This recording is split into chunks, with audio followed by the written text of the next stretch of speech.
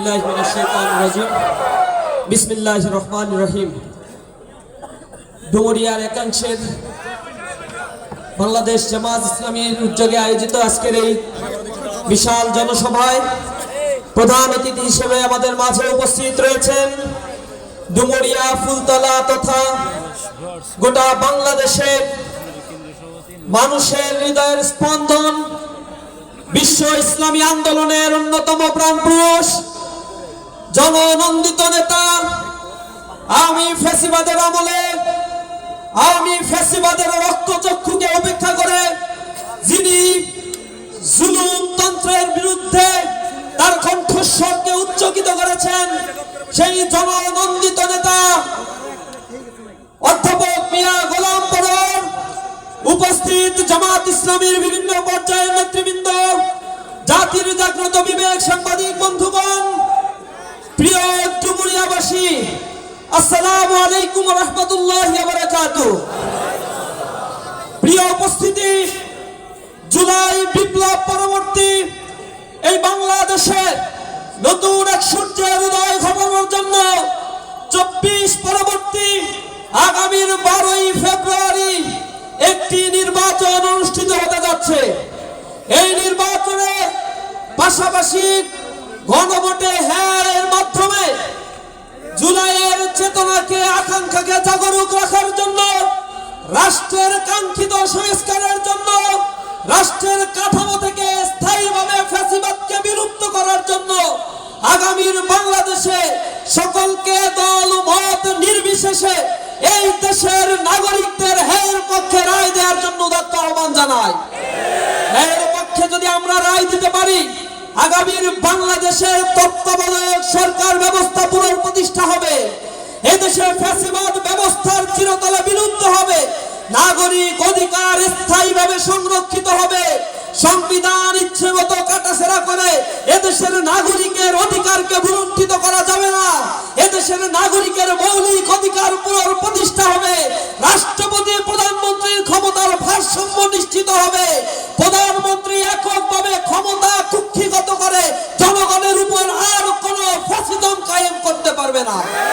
সুতরাং এদেশে যদি লাশতন্ত্র, জুলুমতন্ত্রের কবল থেকে রক্ষা করতে চান, তাহলে হ্যাঁ পক্ষে জনমত তৈরির জন্য আমি আপনাদেরকে উদাত্ত আহ্বান জানাই।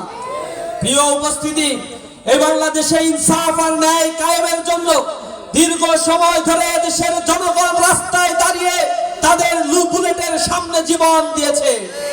52 ভাষা আন্দোলন, 71-এর মুক্তিযুদ্ধ, 90-এর স্বৈরাচার বিরোধী আন্দোলন এবং 24-এর সর্বশেষ ফ্যাসিবাদের বিরুদ্ধে দারাজ কণ্ঠ দিয়ে জুলাইয়ের যোদ্ধারা যেভাবে জীবন দিয়েছে, হাদিরা যেভাবে নিজেদের কণ্ঠকে উচ্চকিত করে ফ্যাসিজমের বিরুদ্ধে, তারা আধিপত্যবাদের বিরুদ্ধে কথা বলেছে, সেই বাংলাদেশকে বিনির্মাণের যে স্বপ্ন আমরা দেখেছিলাম, সেই স্বপ্ন বিনির্মাণের সারথি হিসেবে ইসলামী ছাত্র শিবির, জামাত ইসলামী জনতার কাতারে দাঁড়িয়ে চেষ্টা করে যাচ্ছে।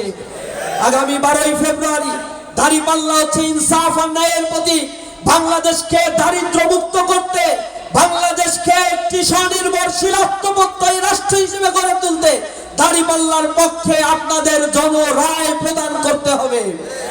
জামাত ইসলামী যখন ক্ষমতায় ছিল, মন্ত্রণালয় পরিচালনা করেছে দুটি, পাশাপাশি যে এমপি মন্ত্রী যারা ছিল, তারা এই বাংলাদেশকে দেখিয়ে দিয়েছে কিভাবে দুর্নীতির করাল গ্রাসের মধ্যে থেকে দুর্নীতি মুক্ত আদর্শ রাষ্ট্র ব্যবস্থা পরিচালনা করা সম্ভব। তারা দেখিয়েছে বাংলাদেশকে কিভাবে দারিদ্র মুক্ত করার জন্য কোন মডেল ডেভেলপ করলে দেশটা স্বাবলম্বী হবে।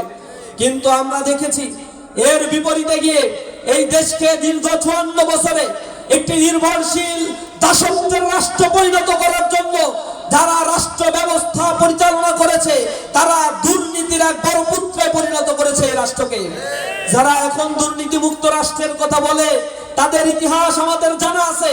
গতকাল টিআইবি রিপোর্ট পেশ করেছে, জুলাই পরবর্তী যতগুলো ভায়োলেন্স, সংঘর্ষ, হত্যাকাণ্ডের ঘটনা ঘটেছে, তার 91% সংঘর্ষ, হত্যা, ধর্ষণের সাথে জড়িত হচ্ছে বিএনপি।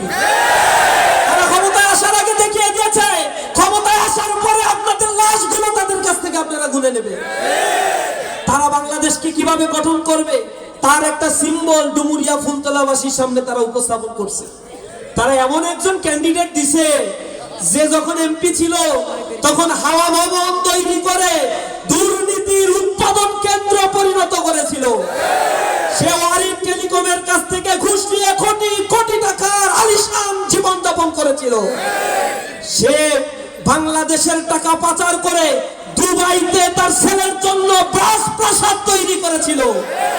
সে বাংলাদেশে এমন কোন ক্ষেত্র নাই রাষ্ট্র ক্ষমতাকে ব্যবহার করে 2 আসনের এমপি ছিল, চান্স এমপি ছিল, যেতে নাই। খালেদা জিয়া ছেড়ে দিছিল, তারপরে চান্স এমপি হয়েছে।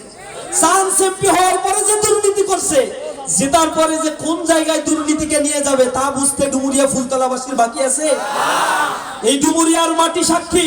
এখানে দেখুন গোলাম পরোয়ার ভাই এমপি ছিল, প্রতিটা মানুষের নিরাপত্তা নিশ্চিত করার জন্য প্রত্যন্ত এলাকাগুলোতে তিনি ছুটে গিয়েছেন।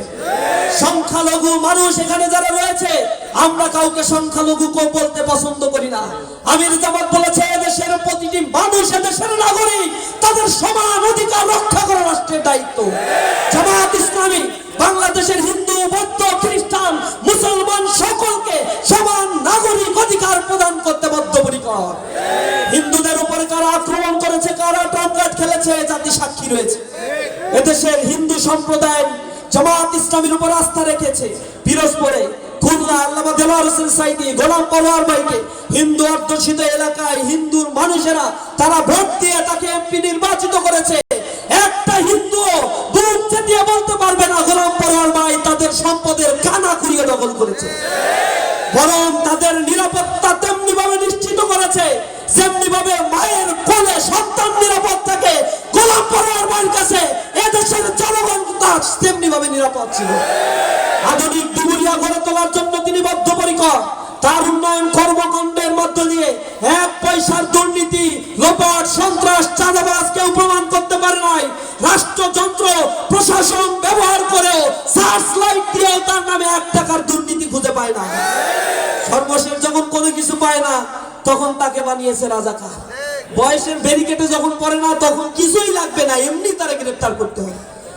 বারবার তাকে জামিন দেওয়ার পরেও কোর্ট থেকে বারবার অর্ডার দেওয়া হয়েছে নো অ্যারেস্ট নো হ্যারেস, এরপরেও তাকে গ্রেফতার করে গুম করা হয়েছে। এরপরে তিনি বের হয়ে সে কয়দিন ছিলেন আধিপত্যবাদের বিরুদ্ধে যেভাবে কণ্ঠস্বর উঁচু করেছেন, বাংলাদেশ সহ সারা পৃথিবী সাক্ষী তিনি ফ্যাসিজমের বিরুদ্ধে যেভাবে দীপ্ত কণ্ঠ ছিলেন। সুতরাং আগামীর বাংলাদেশ বিনির্মাণের জন্য জামাত ইসলামী যে ইনসাফের কথা বলছে, জামাত ইসলামী বলছে সরকার গঠন করতে পারলে 5 বছরের নিচে যে সকল শিশু রয়েছে তাদের চিকিৎসা সেবা নিশ্চিত করা, বিনামূল্যে চিকিৎসা দেওয়া জামাত ইসলামের দায়িত্ব হবে। তারা ইশতেহারে এটা ঘোষণা করেছে। তারা বলেছে 60 ঊর্ধ্ব যে সকল মানুষ রয়েছে তাদের সকলের জন্য, প্রত্যেকটা বাংলাদেশের নাগরিকের জন্য যে কার্ড আপনাদের রয়েছে নাগরিক কার্ড, এটা হবে স্মার্ট কার্ড। এই কার্ডের সুবিধা দিয়ে 60 ঊর্ধ্ব নাগরিক যারা রয়েছে তাদের বিনা টাকায় চিকিৎসার ব্যবস্থা ইশতেহার জামাত ইসলামী ঘোষণা করেছে।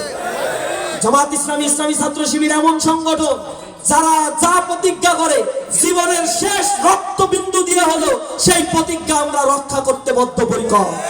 বাংলাদেশের ক্যাম্পাসগুলোর ইতিহাস সাক্ষী।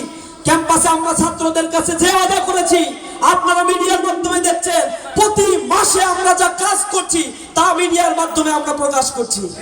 ক্যাম্পাসে ছাত্ররা, বিরোধী দলের নেতাকর্মীরা, বামরা, ছাত্রদল সার্চ লাইট নিয়ে বসে আছে, কখন আমাদের নামে একটা কিছু খুঁজে পায়। আমরা বলেছি ইসলামী ছাত্র শিবিরের কর্মকাণ্ড নিয়ে 1 পয়সার দুর্নীতি প্রমাণ করতে পারলে আমরা দায়িত্ব ছেড়ে দিব।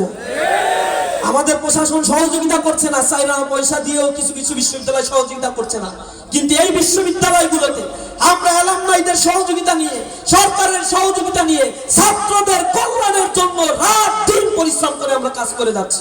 ক্যাম্পাসের চেহারা যেভাবে আমরা পাল্টে দিয়েছি, আগামীর বাংলাদেশের চেহারাও জামাত ইসলামী তেমনি ভাবে পাল্টে দিবে। প্রতিটা নাগরিকের চিকিৎসা সেবা, খাদ্য, বস্ত্র, বাসস্থানের নিশ্চয়তা এবং তাদের কর্মসংস্থান নিশ্চিত ব্যবস্থা জামাত ইসলামী করবে। দুর্নীতিমুক্ত বাংলাদেশ যদি করা সম্ভব হয়, যে বাজেট বাংলাদেশে হয় তার দিয়ে বাংলাদেশকে সোনা দিয়ে মুড়িয়ে দেওয়া সম্ভব। বাংলাদেশের সোশ্যাল সেফটি নেট প্রোগ্রামের নামে 1,20,000 কোটি টাকা বাজেট করা হয়। এই বাজেট যায় হচ্ছে নেতা কর্মীদের পকেটে। এজন্য নেতা কর্মী একবার এমপি হলে পরের বার রাজপ্রাসাদ বানায়, কোটি কোটি টাকার মালিক হয়। জামাত ইসলামী ঘোষণা দিছে সরকারের ট্যাক্সের টাকায় কোন গাড়িতে তারা চলবে না, কোন ট্যাক্স ফ্রি সুবিধা তারা নেবে না, দুর্নীতি তারা করবে না, দুর্নীতি করতে দিবে না, সাদাবাজি করবে না, সাদাবাজি যে করবে তার হাত অবশ করে দেওয়া হবে। জামাত ইসলামী বলেছে অ্যাপস অলরেডি ডেভেলপ করে ফেলেছে। যদি কোথাও সাদাবাজি, সন্ত্রাসী, স্বজনপ্রীতি, হত্যাকাণ্ডের ঘটনা ঘটে, সাথে সাথে অ্যাপসে একটু রিপোর্ট করে দিবে, ওই অ্যাপস ধরে ধরে ওই সন্ত্রাসী আর সাদাবাজিকে উঠিয়ে নিয়ে যাবে প্রশাসন। একদিনের মধ্যে জামাত ক্ষমতায় আসলে সব তওবা তিল্লা করে মাফ চাইবে আল্লাহর কাছে, আল্লাহ যতদিন বাঁচায় রাখো তওবা করলাম, আর কোনোদিন দুর্নীতি করব না।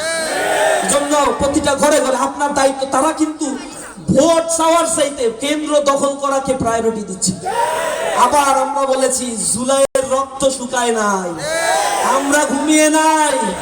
গতকাল তারা ভয় পেয়ে তাদের এক বড় নেতা বলছে ছাত্রদের নির্বাচনের সাথে জড়ানোর কি দরকার, এটা তারা পছন্দ করছে।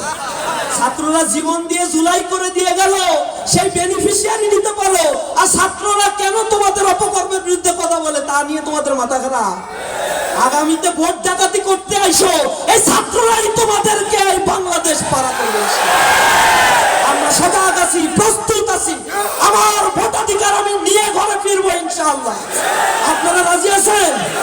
আমার কোন ভোট ডাকাত আসলে তার বিরুদ্ধে গণপ্রতিরোধ করাতে রাজি আছেন?